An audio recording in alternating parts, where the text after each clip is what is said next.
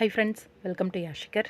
உண்மையாக இந்த ஒரு ட்ராக் வந்து சத்தியமாக எதிர்பார்க்கவே இல்லை. ஏன் இப்படி டீம் வந்து சொதப்பிட்டாங்க அப்படின்னு சொல்லி. என்னென்னா, ரீசெண்டாக தான் சக்திவேல் சீரியலில் சேம் ட்ராக்கு மொத்த சொத்தையும் எழுதி வாங்கிட்டு, அதாவது அவங்க அண்ணன், அதாவது வில்லன் கேங் வந்து வில்லன் வந்து சொத்தை அபகரிச்சுட்டு அவங்கள வீட்டை விட்டு துரத்துற மாதிரி காட்டுவாங்க.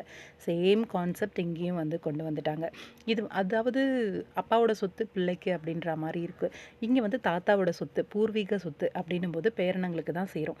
தாத்தா எப்படி சொத்தை வந்து இன்னொருத்தர் பேரில் எழுதி கொடுக்க முடியும்? அவர் வந்து என்னோட சொத்து இதுன்னு சொல்ல முடியும். வக்கீலும் அதுக்கு வந்து ஆமாம் அப்படின்னு சொல்கிறாரு.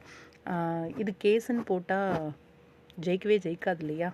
ஆக்சுவலாக இது தெலுங்கு மாதிரி எடுத்திருந்தாங்கன்னா ரொம்பவே சூப்பராக இருந்திருக்கும். கொஞ்சம் வித்தியாசமாகவும் இருந்திருக்கும். சொத்து எல்லாமே மகா கேரக்டர் பண்ணுறாங்க இல்லையா? அவங்க பேரில் வந்து தாத்தா எழுதி வச்சுருவாரு. தாத்தாக்கு வந்து உடம்பு முடியாமல் கோமாவில் போய் படுத்துருவார். ரொம்ப இன்ட்ரெஸ்டிங்காக இருக்கும். வீட்டையே ஒரு அளவுக்கு கைக்குள்ளே வச்சுட்டு ஆட்டி வைப்பாங்க நம்ம மகா. ரொம்ப நல்லா இருக்கும் அந்த ட்ராக்கு. அந்த மாதிரி கொண்டு வந்திருந்தாங்கன்னா இன்னுமே வித்தியாசமாக சூப்பராக இருந்திருக்கும்.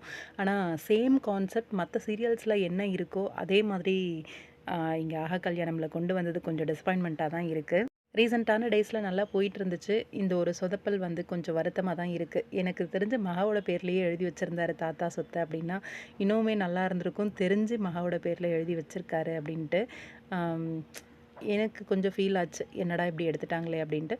உங்களோட கருத்துக்கள் என்ன? இப்போ வந்திருக்க ட்ராக் பற்றி கமெண்ட் பாக்ஸில் சொல்லுங்கள்.